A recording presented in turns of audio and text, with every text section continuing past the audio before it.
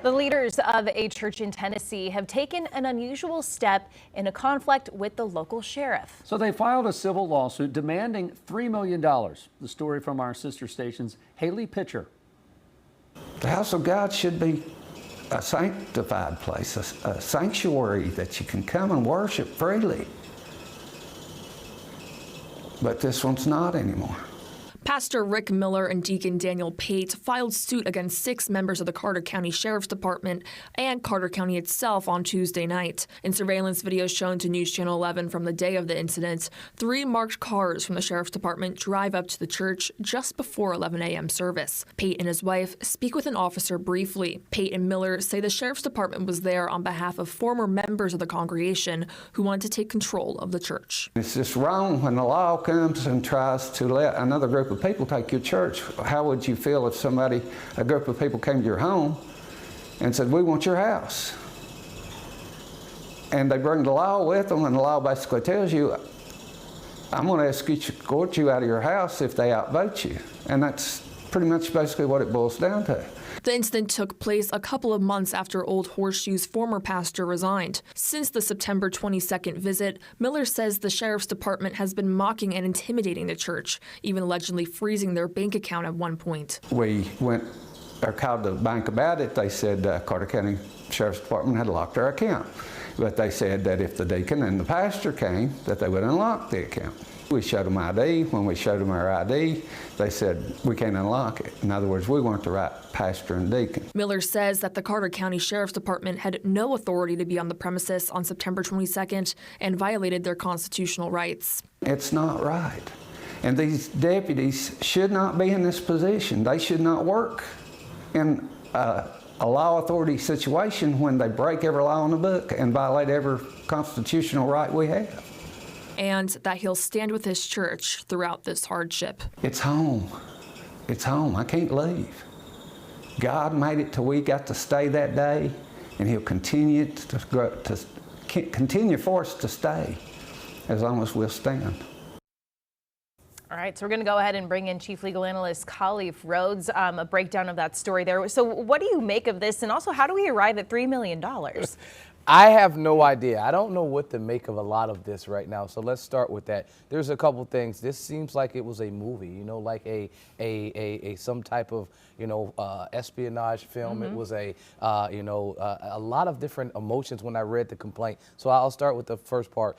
What the sheriffs did deputies did seem to be illegal, unlawful, unconstitutional, and any other word that I can think of. There is a clear separation between church and state. So that's our First Amendment, where we're talking about that free exercise clause, that the government can't do any type of burden on your religious freedom, workplace, or practice.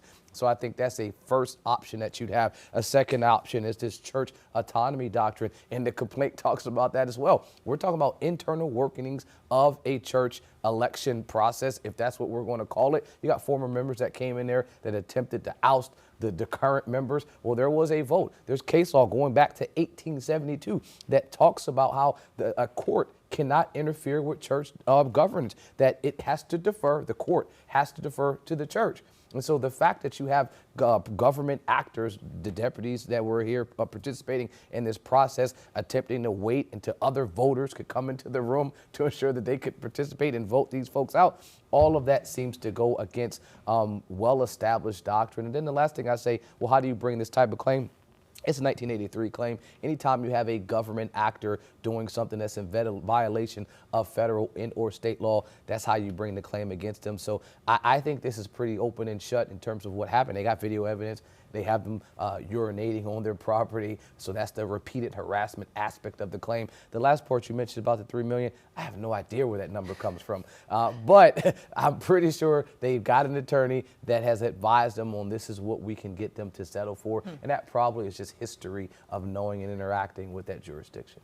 There's been a phrase, civil conspiracy, has been thrown out when you're looking, you know, all around this case. Could any type of outcome from this case affect any type of church, state, relationship going forward, or is this just a one-off situation? If we're playing the longer game and somehow these folks win their claim and then the county sues them back or appeals it to a court of appeals and then ultimately it gets into the Supreme Court, if the Supreme Court was to decide to overturn this Watson v. Jones from 1872 or the case that I read from 1976, then yes, it would have holding on any other court, any other church autonomy elections process. And this is a big deal, specifically in the South, when there is an electoral process where a pastor can be voted in or voted out, when the deacons and the members can come together and literally vote you out. That's why that is a well-established case law, and courts have kept their hands away from this.